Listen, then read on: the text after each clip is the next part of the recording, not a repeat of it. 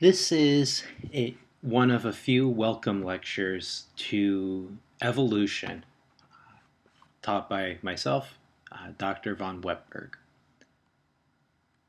This is a particular kind of introduction as to how this course will be taught and how it may be different from many of your other lecture courses.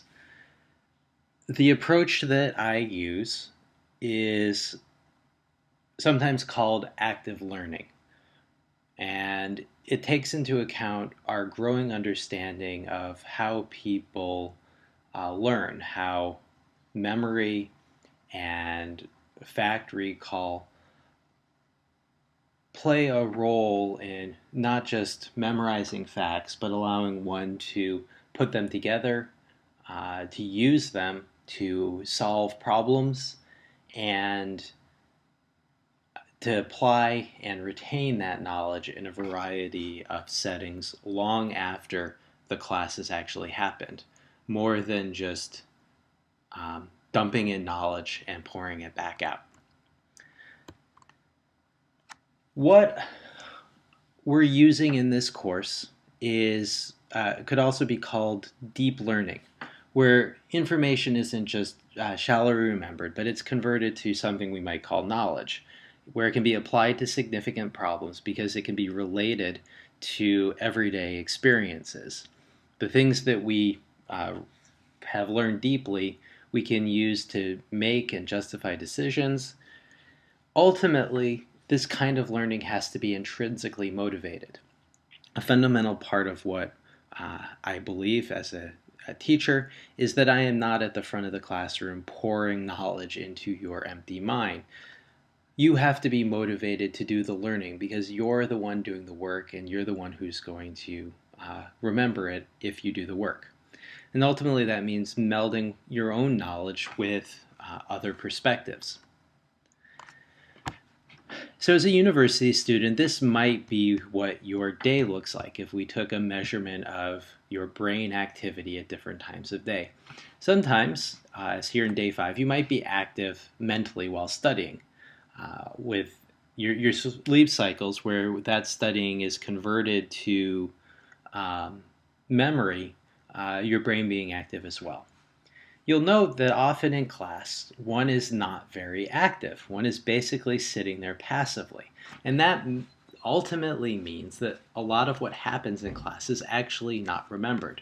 Lab may be more active, but class is in some ways as inactive as TV. It's the homework and the studying where one actually converts what they've done to memory. This is important, and this affects how I run my classroom. Now, part of why we do this is motivated a little bit by changes in the state of Florida, but I think this holds with how many of us approach university. You're not in university just to learn, as much as many of us in education wish that you were. You're also, in many cases, expecting a job in the future and frankly, deserve one. So this is what your classroom experience might look like in many university classes.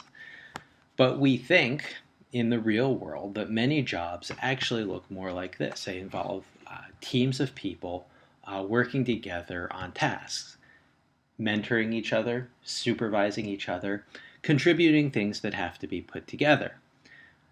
This is one part of active learning, and I've remodeled my classroom to be more active, in part so you do more of this and less of this, say, cinema viewing that characterizes some courses and some traditional models of university education. Ultimately, many of the school skills that you will need after college are not just memory recall from courses.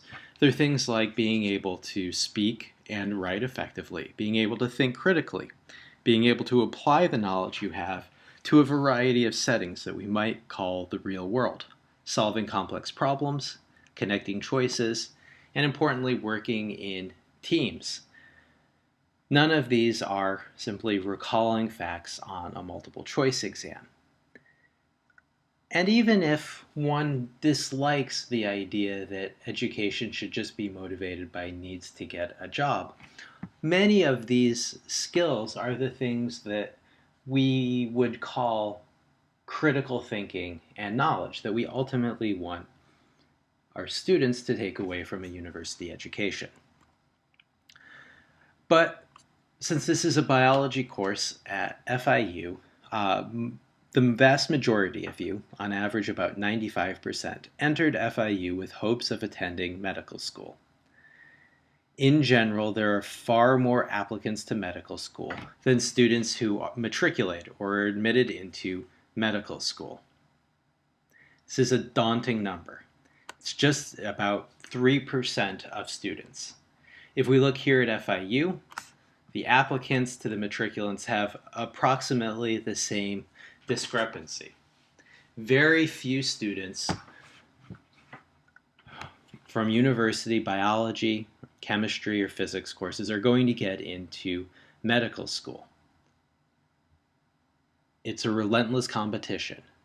Many of you will move on to other medically related fields, from dentistry to physical therapy to nursing. All of those are honorable career choices, which we fully support. But in part, there are differences in the students who are in this matriculating pool to the general applicants. And part of it is how much they've learned. They simply have done better on the MCAT, they have better grades, because they may not be studying more, but they're studying more effectively. And this is how I'm going to distinguish these. Passive learning, basically sitting there listening, or defining, describing, and listing, is only a part of what one needs to really master material.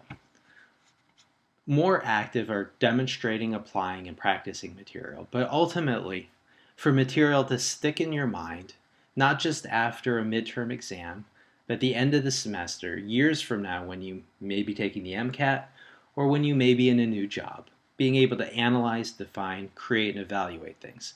So they're more active portions of learning. And if you do more with it, if you do the work, you're more likely to retain things in this deeper fashion. All right. Ultimately, you are the one who's doing the learning, and therefore you need to do the work. I will provide lots of material for you, but you have to do the learning. This is no different than physical fitness. No one sits in front of the TV, watches the Olympics, and then goes on to qualify for them. Similarly, no one just attends lecture, takes the MCAT, and goes to medical school. You have to do the mental work. And that means not just listing and describing. So this is no different. You're the student. You have to do the work if you want to learn. All right, so this is your chance. This is an active course, and you can be an active learner. Professors and learning assistants in this course are your coaches, but you're the academic athlete. University is a marathon. You can watch how to learn, but you have to figure out what works and what doesn't, and be aware of what you know and what you don't. But ultimately, if you don't do the training, you won't see the output. So we have an approach and a set of assignments in this course that follow a scientifically validated learning plan. There are preparation assignments where we start. That's doing the reading, but not just reading it and going, oh, nice, but actually applying it to a set of questions that I'll address before class. We will also have concept mapping preparation exercises so that you take terms and ideas that you encounter in the reading and in the web lectures and in the videos that I provide ahead of class, and you put them together. Then you come to class, and it is impossible in this course to do well without participating in all parts of this, including coming to class. You'll participate. We'll have iClicker questions that simulate the kinds of questions given on MCAT exams and on my midterm and final exams. You'll also have group work where we work through some of the more challenging problems that we encounter in population genetics and other parts of evolutionary biology. There'll be practice. So will come in the form of some online labs from SimBio, as well as in weekly or semi-weekly quizzes. These are an important part of the grade. The largest part of the grade is exams. This is performance. You have to figure out how well you've done. There are 3 midterms and a final in this course, and you can get through this course without doing well in the exams.